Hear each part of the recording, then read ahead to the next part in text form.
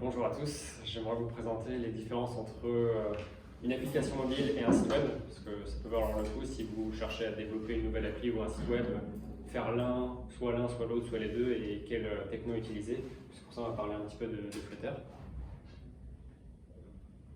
Du coup, c'est les différences entre un site web et une application mobile, c'est pas forcément évident. Si vous cherchez à, par exemple, regarder une vidéo sur YouTube, vous pouvez très bien ouvrir Google Chrome, aller sur youtube.com, regarder votre vidéo, vous connecter, liker, partager, et sur une application mobile, faire à peu près les mêmes choses. Du coup, on va essayer de creuser ce point, quelles sont réellement les différences entre un site web et une appli mobile.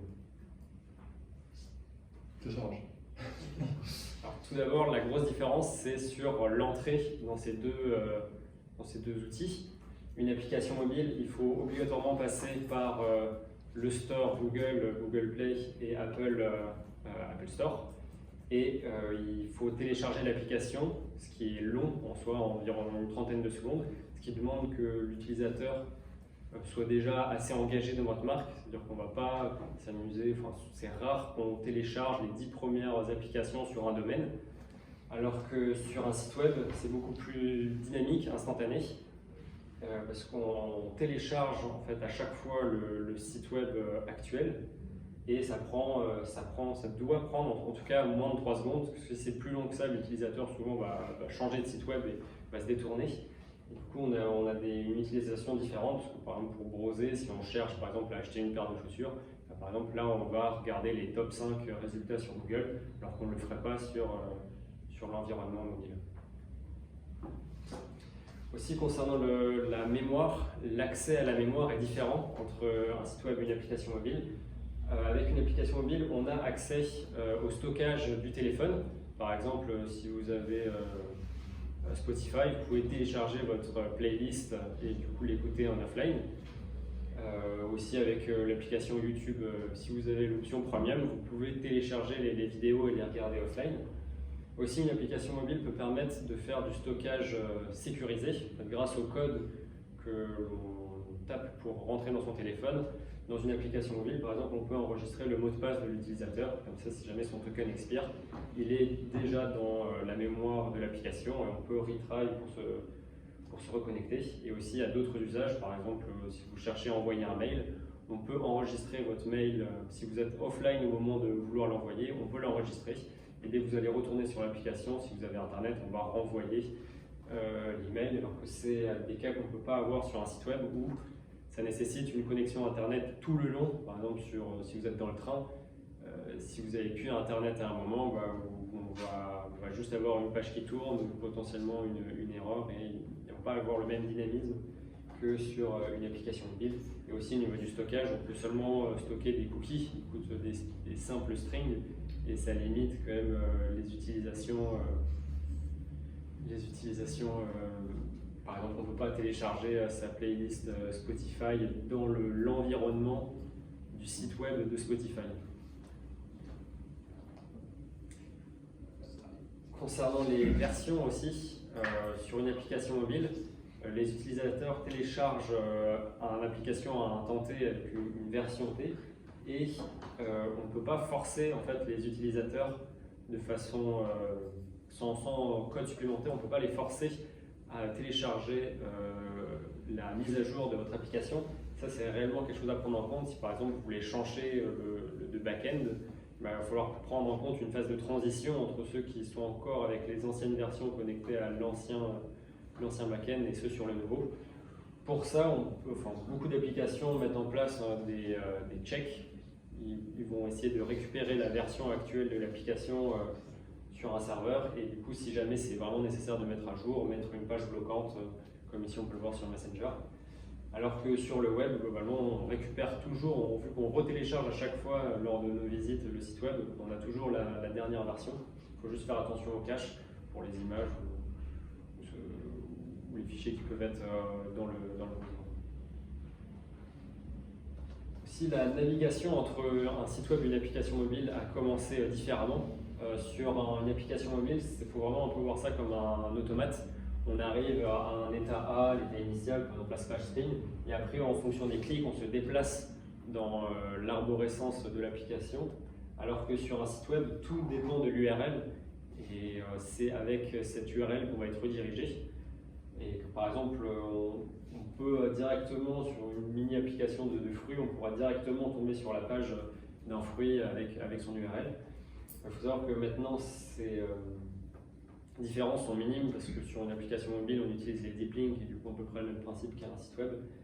Mais c'est quand même des choses à prendre en compte, par exemple dans l'authentification, où est-ce qu'on s'authentifie, si c'est une page nécessaire et comment on affiche la nécessité d'être connecté. Aussi, concernant les usages, on utilise de plus en plus les applications mobiles. Depuis les 10 dernières années, il y a un shift. En fait, avant, on utilisait plus le desktop, enfin, nos ordinateurs et Internet avec notre navigateur. Et maintenant, ça commence à s'inverser, surtout chez les jeunes. Et aussi, quand on parle du temps passé sur un téléphone, à 90%, on passe notre temps dans des applications. Du coup, utiliser son téléphone, c'est utiliser des applications mobiles. Et aussi l'avantage du mobile, c'est qu'on l'a toujours dans la poche. Du coup, ça a créé des business comme Uber, par exemple, avec la possibilité de voir son taxi. Et aussi l'accès aux notifications mobiles dans sa poche, ça peut être un point très fort pour beaucoup d'entreprises. Et aussi, maintenant, les navigateurs web supportent tout ce qui est caméra, microphone, mais il y a certaines fonctionnalités, comme par exemple le NFC, qui permettent de faire des paiements. Ça, c'est encore réservé au mobile. Peut-être à terme, ça sera disponible sur le browser, mais pas pour l'instant. Et aussi, c'est vraiment deux écosystèmes différents, comme on l'a dit au début. Pour l'application mobile, c'est vraiment un jardin fermé, dans le sens il faut passer par la validation de Google et d'Apple. On met notre application sur leur serveur et après c'est par leur serveur qu'on peut récupérer les applications mobiles. Du coup, au niveau du temps de déploiement, c'est plus long. Ça dépend des années. En ce moment, pour Android, ça prend quelques jours pour être déployé. Sur iOS, c'est beaucoup plus rapide, ça peut prendre une demi-journée. Et ça rajoute une couche de sécurité parce qu'il y a Google et Apple qui ont quand même jeté un coup d'œil sur votre application. Mais ça peut être un vrai frein. Si votre application est refusée, il va falloir se mettre en conformité, sinon on ne pourrait juste pas déployer votre application mobile. Et aussi au niveau de la distribution Android et iOS, au niveau monde, il y a beaucoup plus d'Android, à 87% et 13% d'iPhone. Après, ça dépend beaucoup des régions. Aux États-Unis, c'est 50-50 et même iOS prend de plus en plus de parts de marché. Et en France, je crois que c'est 25% iPhone et 75% Android. Et c'est vraiment deux écosystèmes au niveau du code complètement différents. Kotlin pour Android et Swift pour iPhone qui ne sont pas du tout compatibles. Du coup, si on veut faire une application en natif, il va falloir passer au moins le double de temps pour chacune des plateformes. Alors que sur Internet, globalement, tout fonctionne avec JavaScript. Du coup, on a quand même, peu importe le browser, comme Chrome, Safari, Firefox, Edge et les autres, votre site web va fonctionner. Et aussi au niveau du déploiement, pour avoir un site web, il suffit seulement d'avoir un serveur, par exemple un serveur chez soi, et d'avoir un DNS qui permet d'avoir une URL qui pointe vers l'IP de votre serveur. Et du coup, on peut appliquer des modifications instantanément. Là, on a beaucoup moins on a en soi quasiment aucune restriction sur ce qu'on peut déployer. Et aussi, une différence à prendre en compte dans les business models des applications mobiles, c'est que Google et Apple prennent une commission de 30% sur tous les achats immatériels de votre application. Par exemple, si vous achetez des pièces dans un jeu vidéo, c'est quelque chose d'immatériel. Apple et Google vont prendre 30% là-dessus. Mais si c'est quelque chose de physique, par exemple une course Uber, là, la commission ne s'applique pas. Et c'est pour ça qu'on a des comportements parfois qui peuvent être un peu bizarres sur certaines applications. Par exemple, Audible, si vous cherchez à acheter un livre depuis l'application iOS, on n'a pas la possibilité. En fait, on va seulement pouvoir l'ajouter à la wishlist. Et si vous allez vouloir acheter un livre audio sur Audible, il va falloir passer par audible.com, télécharger votre film, revenir dans l'application et après télécharger votre livre audio pour l'écouter par la suite. Et aux États-Unis, Epic Games a tenté en 2020 d'attaquer en justice Apple et Google, mais plus fortement Apple qui a un contrôle un peu plus fort sur leur plateforme. mais ils ont perdu. Et globalement, Epic Games a perdu beaucoup d'argent parce qu'ils n'ont plus leur jeu sur l'iOS et du coup, Apple et Google gardent la main sur leur téléphone et les applications mobiles. Aussi dans les utilisations, comme on l'avait dit au début, on va parcourir beaucoup plus de sites web. Du coup, le ranking sur Google est vraiment essentiel parce qu'on va par exemple rechercher acheter une paire de chaussures en cuir et là c'est vraiment votre ranking sur Google qui va faire que les gens vont sur votre site web. Et en soi, on visite beaucoup plus de sites web que d'applications mobiles. J'avais vu des statistiques on visite environ 100 sites web. Bon, je n'étais pas sûr de la qualité de la donnée, alors que sur un téléphone, on est quand même beaucoup plus restreint dans ses usages. On utilise en moyenne 9 applications quotidiennement, 30 mensuellement, et on en a en tout environ 80 installées. Du coup, sur une application mobile, souvent on sait exactement ce que l'on cherche. On ne va pas télécharger une application mobile qu'on ne connaît pas. Et au niveau des applications, il y a beaucoup plus de sites web en ligne, 400 millions, que d'applications, 3 millions. Et du coup, là on a vu les différences entre un site web et une application mobile. Est-ce que ce serait possible d'avoir un outil qui puisse qui nous permette de développer à la fois une application mobile et un site web avec une seule base de données, un seul code qui permettrait de faire gagner beaucoup de temps. Et c'est ce que cherche à faire Flutter.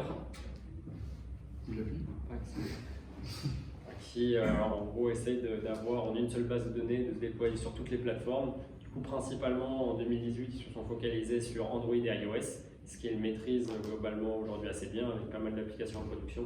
Et maintenant, ils essayent d'aller encore plus loin avec du web et du desktop avec Windows, Linux et Mac.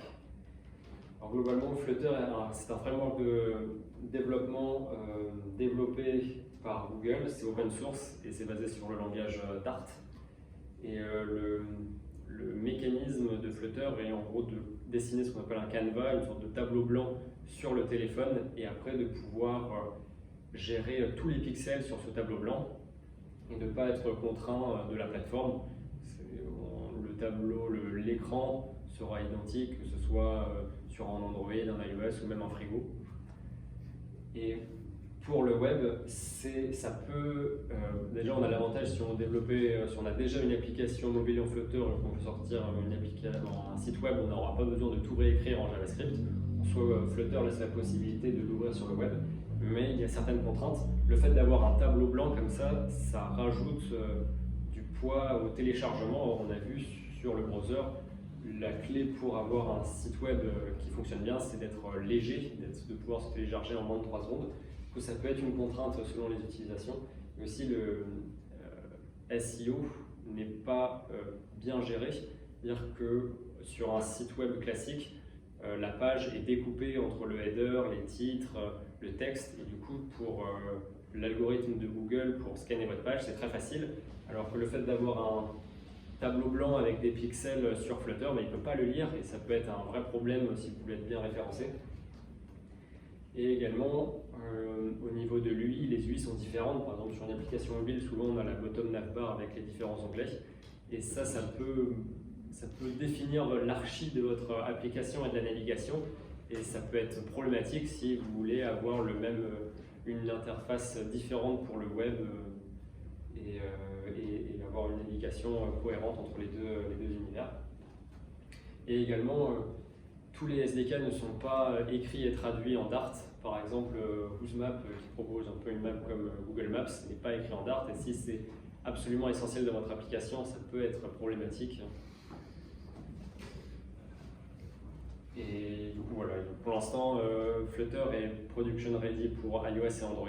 Et pour le web, ça dépend de votre utilisation. Si par exemple vous voulez faire un panel d'administration, il n'y a pas les problématiques de Flutter sur le web ne s'appliquent pas, vous pourrez le faire.